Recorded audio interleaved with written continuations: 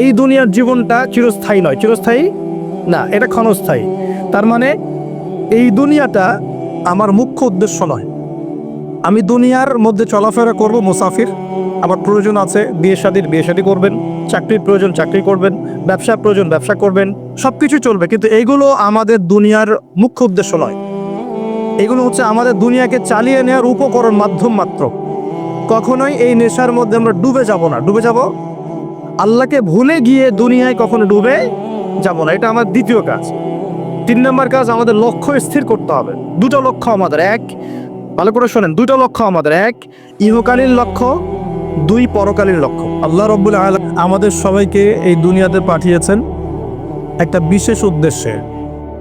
আমাদেরকে কি আল্লাহ পাক খেলার ছলে সৃষ্টি করেছে, না কোনো উদ্দেশ্য আছে? উদ্দেশ্যটা আল্লাহ পাক বলেছেন সূরাতুজ যারিয়াত এর 56 নম্বর আয়াতে। কোন সূরা? আল্লাহ পাক বলেছেন ওয়ামা খালাকতুল জিন্না ওয়াল ইনসা ইল্লা লিয়াবুদুন।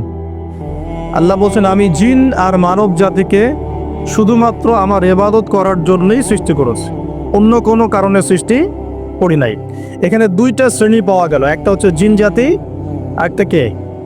মানব জাতি। আমাদের লক্ষ্য হচ্ছে আল্লাহ পাক আমাকে সৃষ্টি করেছেন এই পৃথিবীতে আল্লাহর ইবাদত করার জন্য। কিসের জন্য? এটা 1 নম্বর ডিউটি আমার, এটা আমার লক্ষ্য, আমার কাজ পৃথিবীতে। 2, আল্লাহ পাক বলেছেন যে এই দুনিয়ার জীবনটা চিরস্থায়ী নয়, চিরস্থায়ী না, এটা ক্ষণস্থায়ী। তার মানে এই দুনিয়াটা আমার মুখ্য উদ্দেশ্য নয়। আমি দুনিয়ার মধ্যে চলাফেরা করব মুসাফির, আমার প্রয়োজন আছে বিয়ে শাদী করবেন, চাকরির প্রয়োজন চাকরি করবেন, ব্যবসার প্রয়োজন ব্যবসা করবেন, সব কিছু চলবে, কিন্তু এইগুলো আমাদের দুনিয়ার মুখ্য উদ্দেশ্য নয়।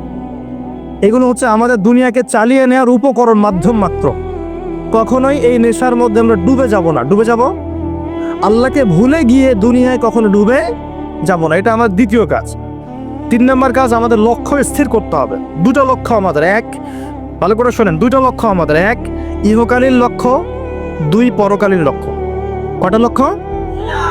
1 ইহকালের লক্ষ্য, 2 পরকালের। ইহকালের লক্ষ্য কি? আল্লাহ পাক বলছেন সূরা সফের মধ্যে, সফ মানে শাড়ি, সূরা সফটা পড়ে দেখবেন বাসায় গিয়ে আজকে। আল্লাহ পাক বলছেন হুয়াল্লাযী আরসালা রাসূলাহু বিল হুদা ওয়া দীনিল হক লিইয়ুযহিরাহু আলা দ্বীনি কুল্লি।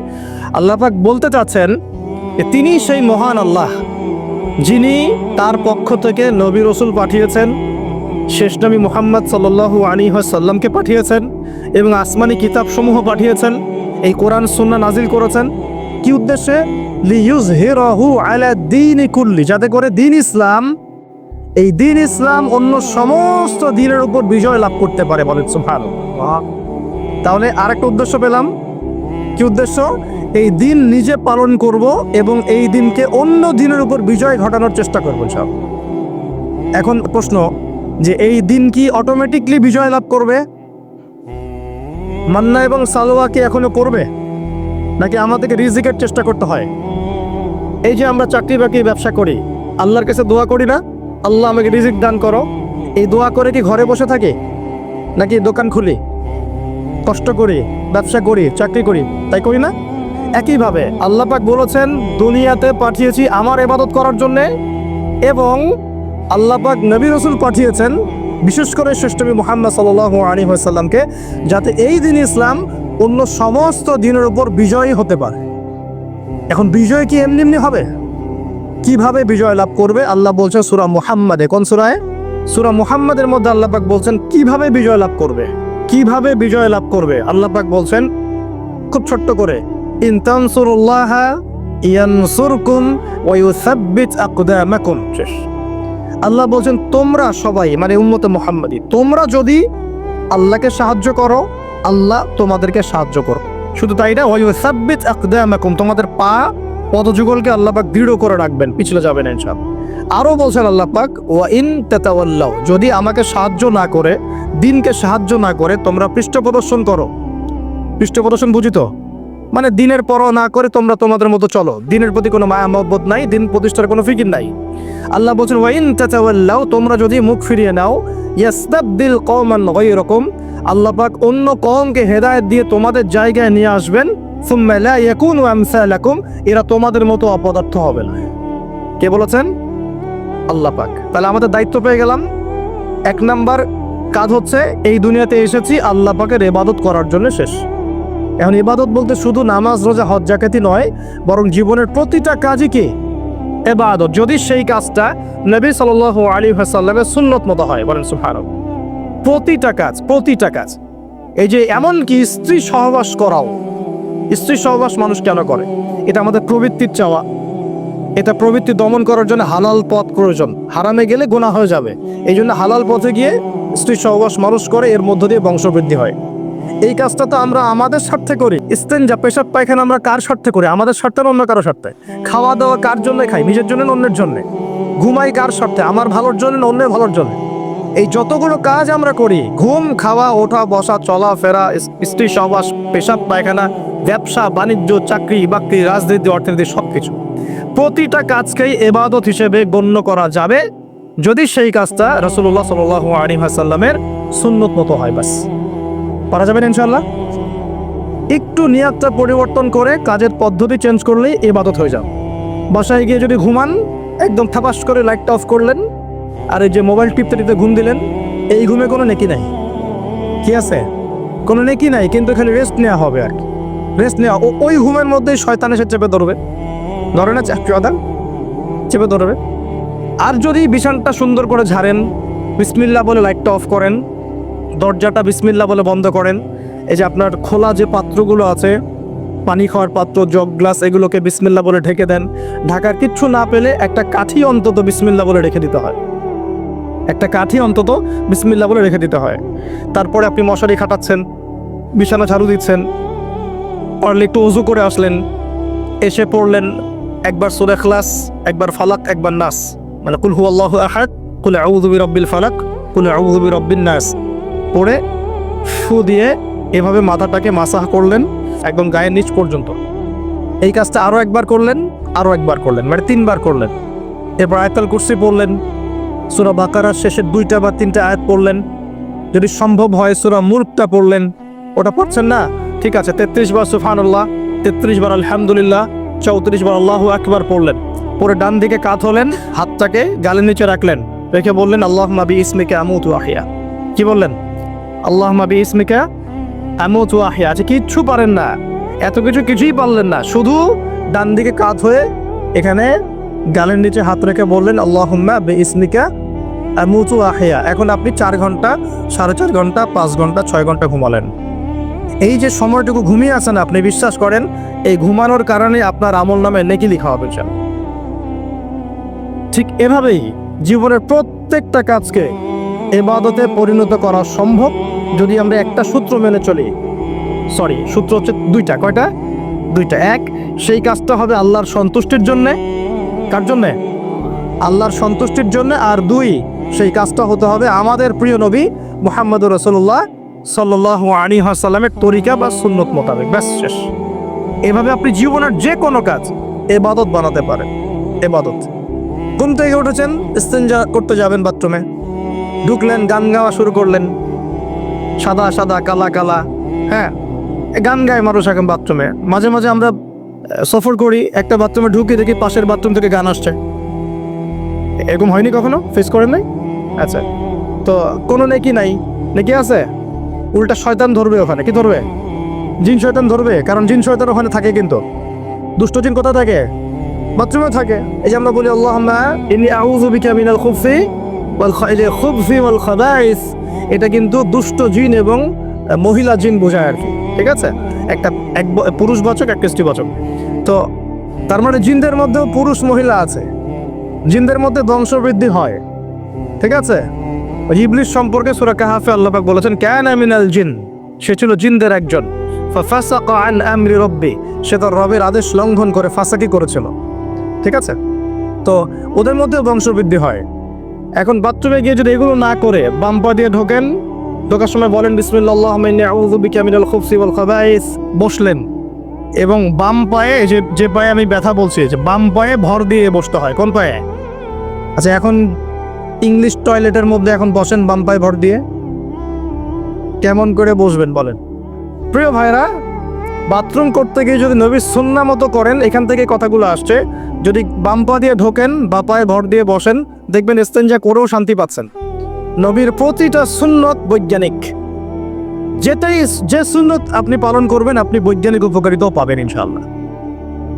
এই যে একটু আগে এক ভাই বলছিল আপনি তো খানি না হুজুর, 1 চামচ কি 1.5 চামচ ভাত খাচ্ছেন, খানি না। তাই আমি বললাম যে আমি কম খাওয়া হুজুর, কারণ নবী সাল্লাল্লাহু আলাইহি ওয়াসাল্লাম কি শিখিয়েছে? তিনি বলেছেন আমরা যা খাই না, তিনি নবী হওয়ার পরে মনে হয় সেটাও খেতে পারেন নাই। বিশ্বাস করছেন না? এরকম 3-3টা মাসের চাঁদ চলে যেত যে নবী সাল্লাল্লাহু আলাইহি ওয়াসাল্লামের বাসায় চুলাও জ্বলে নাই।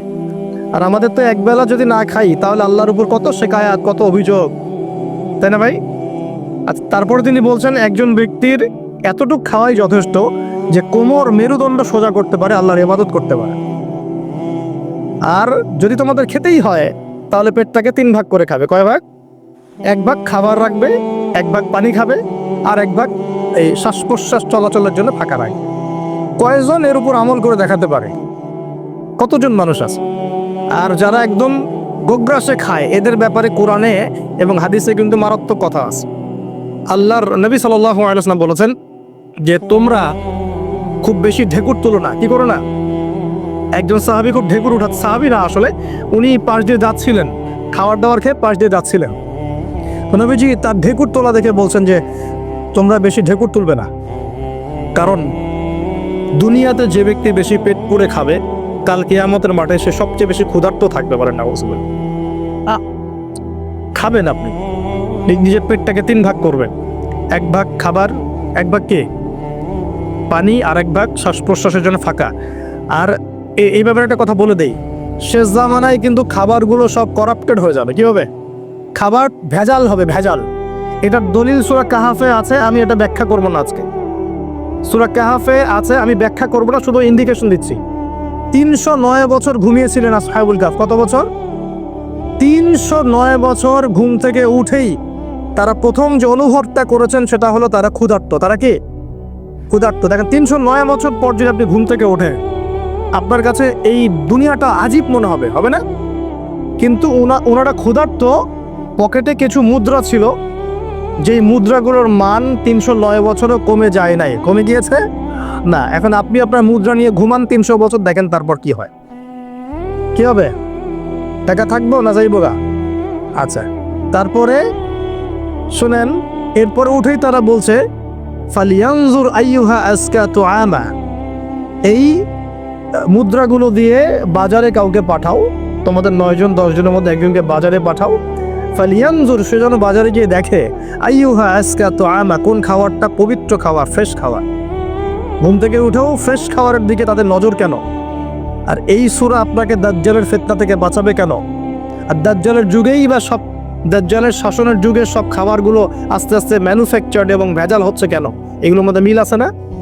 তার মানে যত জামানা শেষের দিকে যেটা থাকবে, খাবারের ভেজাল তত বাড়তে থাকবে। এই সময় আপনাকে অবশ্যই ফ্রেশ খাবার খুঁজে খুঁজে বের করতে হবে। খাবার আগে মানুষ খেত, খাবারের মধ্যেই চিকিৎসা ছিল, তাই না? রোগের আরোগ্য ছিল। এখন সেই খাবার খেয়ে মানুষ অসুস্থ হয়ে যাচ্ছে। বুঝতে পারছেন না? খাবারের মধ্যে থাকে উপাদান, ভালো উপাদান, যে উপাদানগুলো পেটের ভিতরে গেলে, শরীরে গেলে শরীরটা সুস্থ হয়। এখন সেই খাবার খেয়েই মানুষ অসুস্থ হয়ে যাচ্ছে। এটা কোন হাদিসের সাথে মেলে জানেন? আনতালিদাল আমাতু রাব্বাতুহা, দাসী তার মনিবকে জন্ম দিবে। দাসী মনিবকে জন্ম দিবে মানে হচ্ছে সমাজের ন্যায় অন্যায়, হক বাতিল, সত্য মিথ্যার মানদণ্ড উল্টে যাবে। যেটা ভালো সেটা হয়ে যাচ্ছে খারাপ, খারাপটা হচ্ছে ভালো। সমাজের সত্যবাদী ব্যক্তি হয়ে যাচ্ছে মিথ্যাবাদী, মিথ্যাবাদীকে মানুষ সত্যবাদী বলা শুরু করেছে। আমানতদার ব্যক্তি হয়ে যাচ্ছে খেয়ানতকারী, খেয়ানতকার ব্যক্তিগুলো আমানতদার হয়ে যাচ্ছে। সমাজের সবচেয়ে ভালো মানুষকে মানুষ খারাপ বলছে, সবচেয়ে খারাপ মানুষকে খুব ভালো বলছে। উল্টে যাচ্ছে, খেয়াল করে দেখেন, উল্টে যাচ্ছে। বাবার হাতে ছেলে মায়ের খাচ্ছে, ছেলের হাতে মা মায়ের খাচ্ছে, এরকম হচ্ছে না? যাকে একটা দায়িত্ব দিয়ে রাখবেন যে বাবা তোমার উপর আমি বিশ্বাস করলাম, দায়িত্ব দিলাম, সে আপনার বিশ্বাস ভঙ্গ করে রেখে দিচ্ছে। এ হচ্ছে না? বিশ্বাস উড়ে যাচ্ছে, প্রতারণা বাড়ছে। মানে কি? মানুষ আল্লাহ পাকের হালালগুলোকে হারাম করে নিচ্ছে, হারামগুলো হালাল করে নিচ্ছে। বুঝতে পারছেন না মনে হয়? হালালগুলোকে মানুষ আস্তে আস্তে হারাম করতেছে, হারামগুলোকে আস্তে আস্তে হালাল করতেছে। এটা হচ্ছে না? হচ্ছে। খুব খেয়াল করেন। তো এখানে খাবার খেয়ে আপনার উপকার পাওয়ার কথা, খাবার খেয়ে আপনি অসুস্থ হয়ে যাচ্ছেন, উল্টা হচ্ছে বা উল্টা চলতেছে দুনিয়া। দুনিয়া কি চলছে? উল্টা। ছেলে পড়ছে মেয়ের পোশাক, মেয়ে পড়ছে ছেলের পোশাক। বলতে কি শুধু নামাজ রোজা হজ জায়গার না জীবনের সব কাজ? এই একটা জিনিস যদি বুঝতে পারি, আমাদের আজকের ওয়াজ সফল ইনশাআল্লাহ। আমরা আমাদের জীবনের প্রতিটা কাজ আমাদের প্রিয় নবী মুহাম্মদ রাসূলুল্লাহ সাল্লাল্লাহু আলাইহি ওয়াসাল্লামের তরিকা মতো করবো ইনশাআল্লাহ। রাজি আছেন ইনশাআল্লাহ? তাহলে এখন বলেন, 5 ওয়াক্ত নামাজ নবীর তরিকায় পড়া যাবে তো ইনশাআল্লাহ? নবীর তরিকায় নামাজ মানে ধীর স্থিরভাবে নামাজ। আমি বলছি আপনাদেরকে, নামাজ প্রতিষ্ঠা করা, কায়েম করার মানে হচ্ছে নামাজটা হতে হবে নবীর মতো খুশু খুজুতে। খুশু খুজু কি জিনিস? নামাজটা ধীর স্থিরভাবে হবে। নামাজে কি পড়ছি সেটা বোঝার চেষ্টা করতে হবে। নামাজে কি বলছি আল্লাহর সাথে সেটা বোঝার চেষ্টা করতে হবে। নামাজে রুকুর অর্থ কি, তাসবিহ কি, সেজদায় আমি কি পড়ি, 2 সেজদার মাঝখানের দোয়ার অর্থ কি, তাশাহুদ দরুদ দোয়া মাসুরের অর্থ কি, নামাজের সেজদায় আমি বেশি বেশি দোয়া করতে পারছি কিনা, নামাজ পড়েও আমি গোনা থেকে বেঁচে থাকতে পারছি কিনা, এই বিষয়গুলো বেশি ইম্পর্টেন্ট। আমি কি বোঝাতে পারছি? নামাজ ধীর স্থিরভাবে, রিল্যাক্সে, তাড়াহুড়ো নাই, বুঝে বুঝে পড়ার চেষ্টা করবেন। আল্লাহ পাক তৌফিক দান করুন।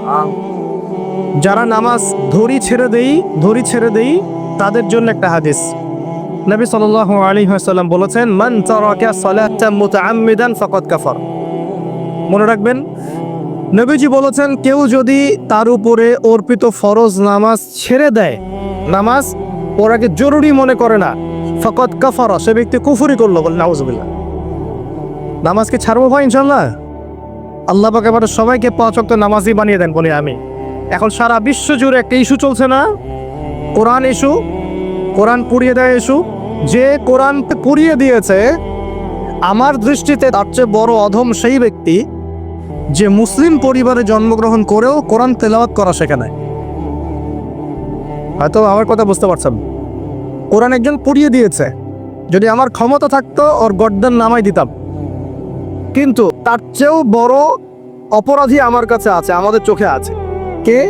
যে মুসলিম পরিবারে 20, 30, 40 বছর থেকে আছে, মুসলিম সমাজে, মুসলিম পরিবারে নামাজে যায়, ইমামদেরকে চেনে, আলেমদের সাথে সম্পর্ক আছে, এরপরেও সে কোরআন তেলাওয়াত করতে পারে না।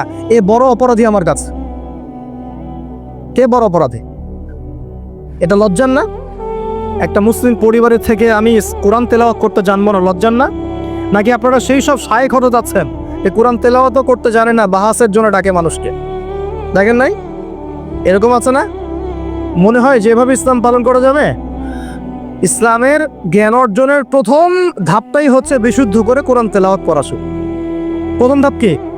আগে বিশুদ্ধ করে কোরআন তেলাওয়াত করা শিখতে হবে।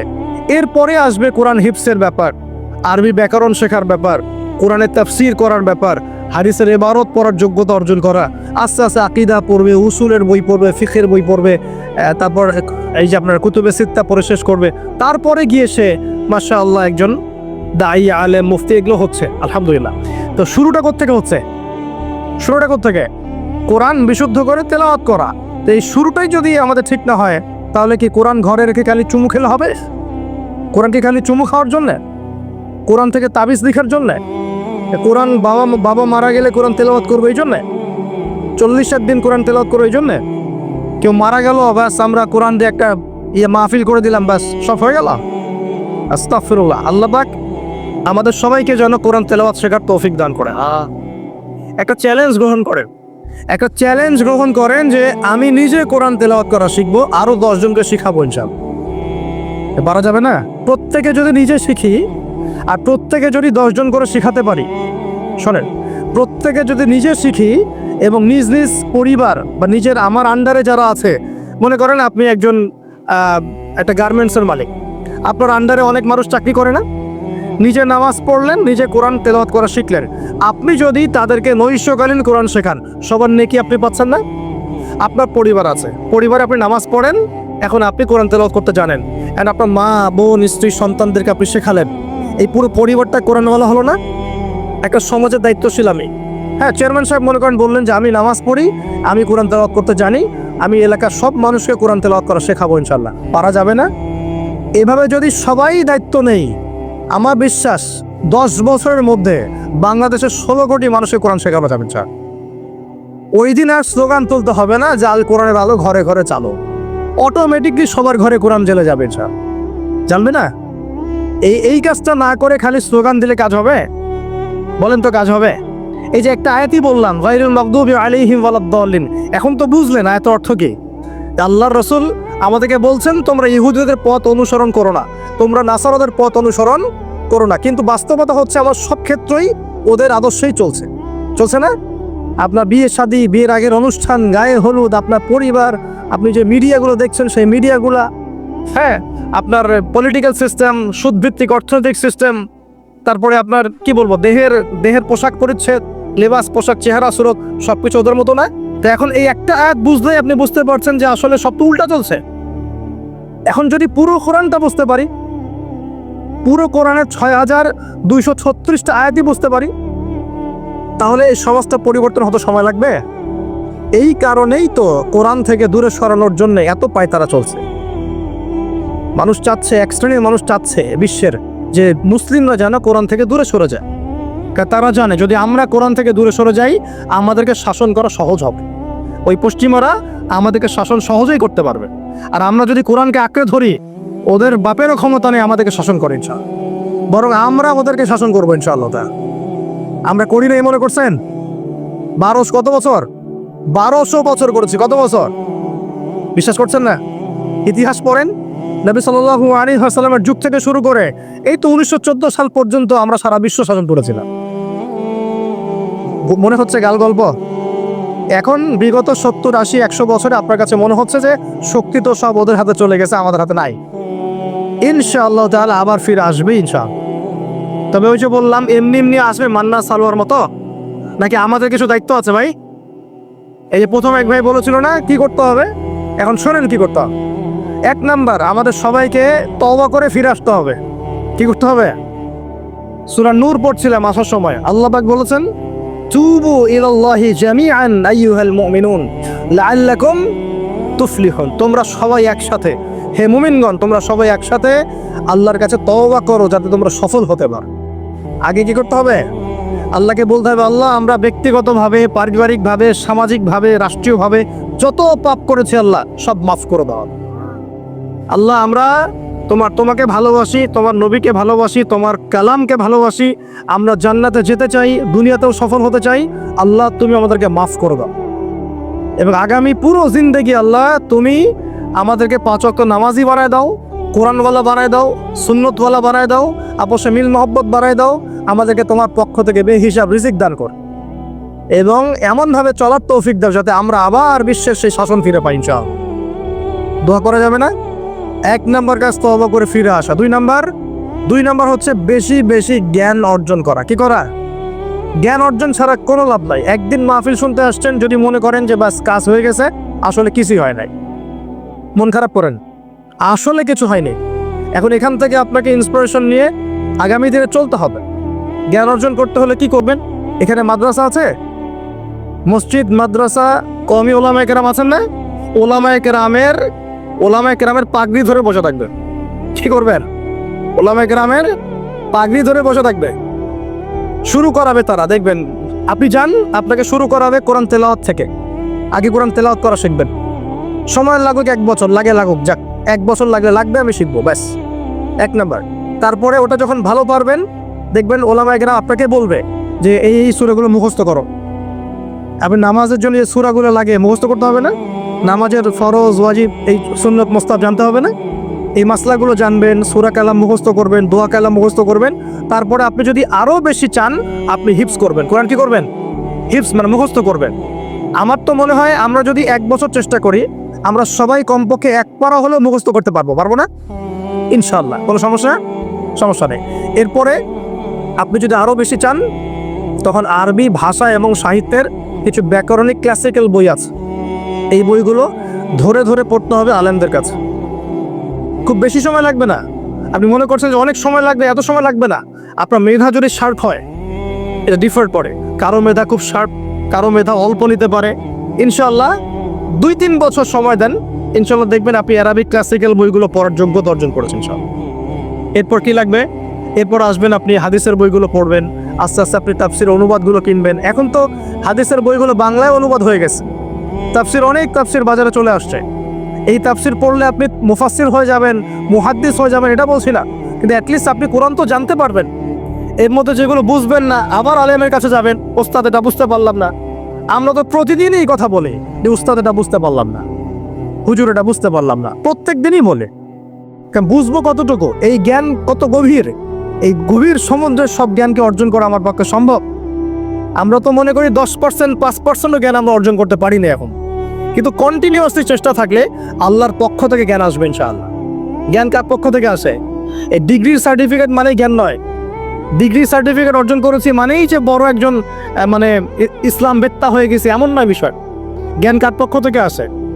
আর অনেক বড় বড় ডিগ্রি অর্জন করেও যদি মনের মধ্যে রিয়া, অহংকার এগুলো থাকে, তাহলে ওই জ্ঞানেও কোনো লাভ নাই। লাভ আছে? ইবলিসের কি জ্ঞানের কোনো লাভ আছে? ও কিন্তু বড় আবেদ ছিল, অহংকারের কারণে পথভ্রষ্ট হয়ে গেছে, আল্লাহ মাফ করো। তো এভাবে প্রচেষ্টা চালান, আল্লাহর কাছে বেশি বেশি দোয়া করেন। প্রত্যেক দিন বলবেন রব্বি জিদনি ইলমা। কি বলবেন? রব্বি জিদনি ইলমা। বলবেন রব্বি ইশরাহ লি সাদরি ওয়া ইয়াসসির লি আমরি ওয়াহলুল উকদাতাম মিন লিসানি ইয়াফকাহু কওলি আল্লাহুম্মা ফাক্কিহনি ফিদ-দীন ওয়া আল্লিমনি আত-তা'উইল। এগুলো দোয়া করবেন। এই দোয়াগুলো করতে থাকলে দেখবেন ইনশাআল্লাহ আপনি জ্ঞান পাবেন, আল্লাহর পক্ষ থেকে জ্ঞান পাবেন।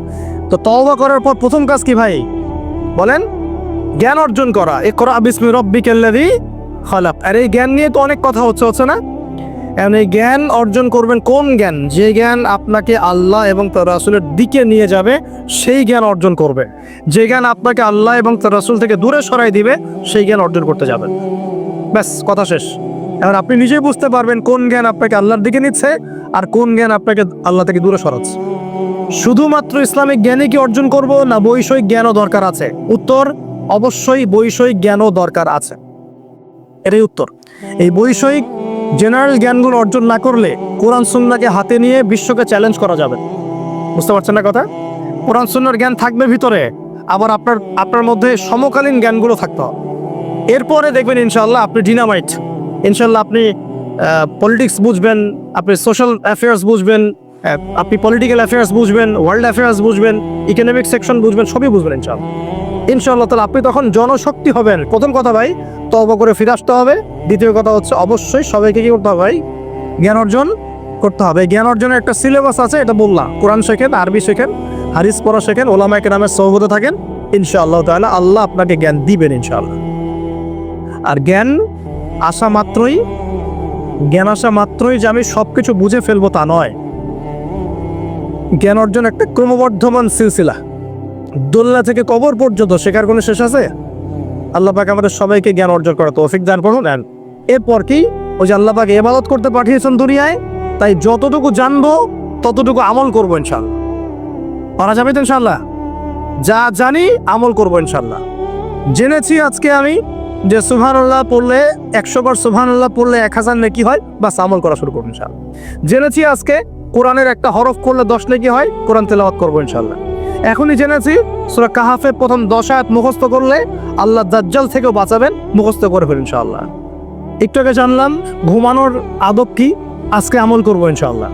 একটু আগে জানলাম ইস্তেঞ্জা করার আদব কি, আজকে আমল করবো ইনশাআল্লাহ।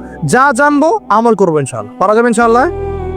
এবং নিজে আমল করব, সবার আগে নিজের পরিবারে প্রতিষ্ঠা করব। আগে সমাজে দৌড় দিব না, আগে কোথায় দৌড় দিব? আগে পরিবারে। আমার পরিবারে যদি বেনামাজি থাকে আমার সন্তান সন্ততি, আর আমি নামাজের ওয়াজ করে বেড়াই, মানুষ শুনবে?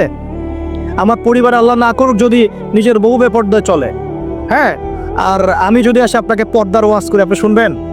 কোনোদিনও শুনবেন না। এই কারণে আগে নিজের পরিবারের মধ্যে কায়েমের চেষ্টা করতে হবে। এখানে একটা কথা বলে রাখি, অনেক চেষ্টা করার পরেও কখনো কখনো পরিবারের লোকজন নাও শুনতে পারে। বুঝতে পারেননি মনে? অনেক চেষ্টা করেছেন, তারপরেও পরিবারের লোক শুনছে না, এমন হতে পারে না? নূহ আলাইহিস সালামের ক্ষেত্রে হয় নাই, লূত আলাইহিস সালামের ক্ষেত্রে হয়নি, হয়েছে। তাই বলে হতাশ হবেন না। তখন ওদের হিসেব ওরা দিবে, আপনার হিসেব আপনি দিবেন। আপনি আপনার মতো চেষ্টা করেছেন, আল্লাহ পাক তৌফিক এনায়েত করুন। পরিবারে প্রতিষ্ঠা করব আমল, এরপরে আমি সমাজে দাওয়াতি কাজ করব। দুটো কাজ করব। এক, আমর বিল মারুফের কাজ করব, সবাইকে সৎ কাজে আদেশ করব, সৎ কাজে আদেশ করব। আর 2 তানহাউনা আনিল মুনকার ওয়া নাহি আনিল মুনকার, এই কাজ করব, মানুষকে আমি অন্যায় থেকে নিষেধ করব ইনশাআল্লাহ। কেন? কারণ আল্লাহ পাক সূরাতুল আলী ইমরানের 110 নম্বর আয়াতে বলেছেন, কুনতুম খায়রা উম্মাহ, তোমরা হচ্ছে শ্রেষ্ঠ জাতি। তোমরা মানে আমরা, উম্মতে মুহাম্মাদি। তোমাদের কাজ 3টা। কুনতুম খায়রা উম্মাহ উখরিজাত লিন-নাস, তোমাদেরকে মানব জাতির কল্যাণের জন্য বের করা হয়েছে। তা'মুরুনা বিল মারুফ, তোমরা সবাই মানুষকে সৎ কাজে আদেশ করবে। ওয়া তানহাউনা আনিল মুনকার, সবাই তোমরা অসৎ কাজে নিষেধ করবে। ওয়া তু'মিনুনা বিল্লাহ, আল্লাহর প্রতি ঈমান রাখবে। এই 3টা আমাদের কাজ।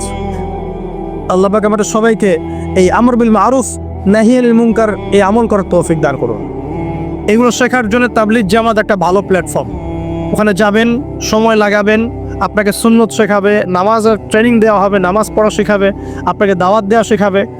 সীমাবদ্ধতা সবার মধ্যেই আছে, তারপরেও আমাদেরকে এই ধাপগুলো অতিক্রম করেই সামনের দিকে যেতে হবে। আল্লাহ পাক তৌফিক দান করুন। আর এটা খুবই দুঃখজনক যে এখন আমাদের এই ভাইদের মধ্যেও অনেক সময় কিছু ফিকশন দেখা যাচ্ছে না? আমরা দোয়া করে আল্লাহ পাক তাদের মধ্যে এই যে বিভক্তি, আল্লাহ পাক এই বিভক্তিটাকে দূর করে দিন, আমিন। ঐক্যবদ্ধ হওয়ার তৌফিক দান করুন বলি আমি। খুবই আফসোসের বিষয় এগুলো। আল্লাহ পাক আমাদেরকে হেফাজত করুন, বোঝার তৌফিক দান করুন। ওয়া'তাসিমু বিহাবলিল্লাহি জামিআন ওয়া লা তাফাররাকু, আল্লাহ বলেন তোমরা সবাই আল্লাহর রজ্জু একসাথে ধরো, ঐক্যবদ্ধভাবে, দলে দলে বিভক্ত হয়ো না। এই ছোটখাটো বিষয়গুলোকে নিয়ে আমরা আস্তে আস্তে 73 দল তো কত আগেই হয়ে গেছে, এখন 73,000 দল হয়ে গেছে, আল্লাহ মাফ করুন। কিন্তু এটা আমাদের জন্য ক্ষতির কারণ। এগুলোকে আর উস্কে দিবেন না, বরং তাদের মধ্যে মিউচুয়াল করার চেষ্টা করতে হবে। আল্লাহ পাক তৌফিক এনায়েত করুন। তো প্রিয় ভাইরা, আমরা আমর বিল মারুফ নাহি আনিল মুনকারের কাজ করব এবং পাশাপাশি পারিবারিক আদর্শ ঠিক করব, আর অবশ্যই হালাল খাওয়ার চেষ্টা করব ইনশাআল্লাহ। নিজেদের যে প্রতিভা আল্লাহ পাক দিয়েছেন, কাউকে ক্ষমতা দিয়েছেন, কাউকে অর্থ দিয়েছেন, কাউকে বলার যোগ্যতা দিয়েছেন, কাউকে লেখার যোগ্যতা দিয়েছেন, ঠিক আছে? যাকে আল্লাহ পাক যা দিয়েছেন আল্লাহর পক্ষ থেকে, এটাকে দিনের কল্যাণে কাজে লাগানোর চেষ্টা করব ইনশাআল্লাহ তাআলা। দেখবেন ইনশাআল্লাহ আবার সেই সোনালী দিন ফিরে আসবে ইনশাআল্লাহ, যেদিন আমরা নিজেরাও আমল করব, পরিবারও সুন্দর হবে, সমাজও সুন্দর হবে, ইসলাম এই জমিনেও বিজয়ী হবে ইনশাআল্লাহ, আর আখিরাতেও জান্নাতে যাবো ইনশাআল্লাহ তাআলা। আল্লাহ পাক আমাদের সবাইকে এই দুনিয়াতে আসার উদ্দেশ্যটা মনে রাখার তৌফিক দান করুন। আল্লাহ বলেছেন দুনিয়ায় পাঠিয়েছি আল্লাহর ইবাদত করার জন্য, অন্য কোনো কারণে নয়। 2টা কাজ করলে ইবাদত হবে। 1, প্রতিটা কাজ আল্লাহ সন্তুষ্টির জন্য করব। 2, নবীর সুন্নাহ মতো করব।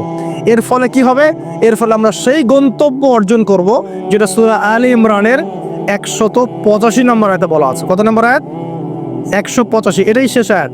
আল্লাহ রাব্বুল আলামিন বলছেন, কুল্লু নাফসিন যায়িকাতুল মাউত। এই কারাগারের দুনিয়ার জীবন সংক্ষিপ্ত, এখানে সমস্ত সত্তা মৃত্যুর স্বাদ গ্রহণ করবে, ঠিক আছে?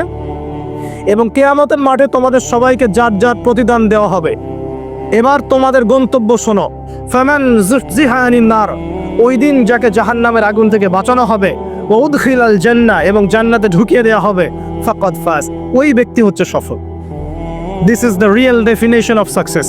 কথা বুঝতে চেষ্টা করেন, এটা হচ্ছে the real and final destination and definition of success. এটা হচ্ছে সাফল্যের সবচেয়ে সেরা এবং কি বলবো, চূড়ান্ত সাফল্যের সংজ্ঞা। এটা হলো সবচেয়ে সেরা এবং চূড়ান্ত সাফল্যের সংজ্ঞা। দুনিয়ার সাফল্যের সংজ্ঞা ঠিক না। এই বাড়ি গাড়ি, টাকা কড়ি, স্ট্যাটাস, ক্ষমতা, এগুলো সাফল্যের সংজ্ঞা আমরা বানিয়েছি। এগুলো সাফল্যের চূড়ান্ত সংজ্ঞা নয়। চূড়ান্ত সংজ্ঞা এই আয়াতে আছে, ফামান যুহজিহা আনিন নার, যাকে জাহান্নামের আগুন থেকে বাঁচিয়ে দেওয়া হবে, ওয়া উদখিলাল জান্নাহ, যাকে জান্নাতে ঢুকিয়ে দেওয়া হবে, ফাকাদ ফাজ, এই সফল হলো। কদ আফলাহাল মুমিনুন, এই যে মুমিনরা সফল হলো। কথা বুঝতে পারছেন? অতএব সাফল্যের সংজ্ঞা আমাদেরকে শেখানো হয়, এর চূড়ান্ত সংজ্ঞা নয়। ওইটাই সাফল্যের চূড়ান্ত সংজ্ঞা। পৃথিবীতে আমার অনেক ক্ষমতা আছে, জান্নাত না লাভ করতে পারলে কোনো লাভ নাই। দুনিয়াতে আমি অনেক বড় আলখাল্লা পরে আলেম টাইটেল নিয়ে বসে আছি, জান্নাতে ঢুকতে না পারলে আমি সফল না। দুনিয়াতে আমাকে মানুষ অনেক বড় কিছু বলছেন, এই যে মুফাসসিরে কোরআন, হাবি জাবি ইত্যাদি ইত্যাদি, এগুলোর সাথে আমার কোনো সম্পর্ক নাই। যদিও আমরা তালেবে ইলম, জ্ঞানের ছাত্র, জান্নাতে ঢুকতে না পারি এগুলো কিছুই না আমার জন্য। দুনিয়াতে আপনাকে অনেক বড় অর্থনীতিবিদ বলা হচ্ছে, বুদ্ধিজীবী, বিশাল কিছু, আপনি একদম ক্ষমতাধর, বিশ্ব নেতা। জান্নাতে ঢুকতে না পারলে আপনি ব্যর্থ। জান্নাতে ঢুকতে না পারলে আপনি খবর আছে, এই পুলসিরাত পার না হতে পারলেই সমস্যা আছে, শেষ, সব শেষ। ফেরাউনের কথা মনে করেন, কত বড় প্রতাপশালী, এক হুকুমে সারা বিশ্ব জয় করে ফেলায়, শেষ। ও যাইতে পারবে না জান্নাতেও, শেষ। আর এখানে একজন ভ্যান চালক বেচারা 5 ওয়াক্ত নামাজ পড়ে, রমজান মাসে রোজা রাখে, সাধ্যমতো দান সৎকা করে, হালাল খায়, মরে গেলে যদি জান্নাতে চলে যায় ও সফল ইনশাআল্লাহ।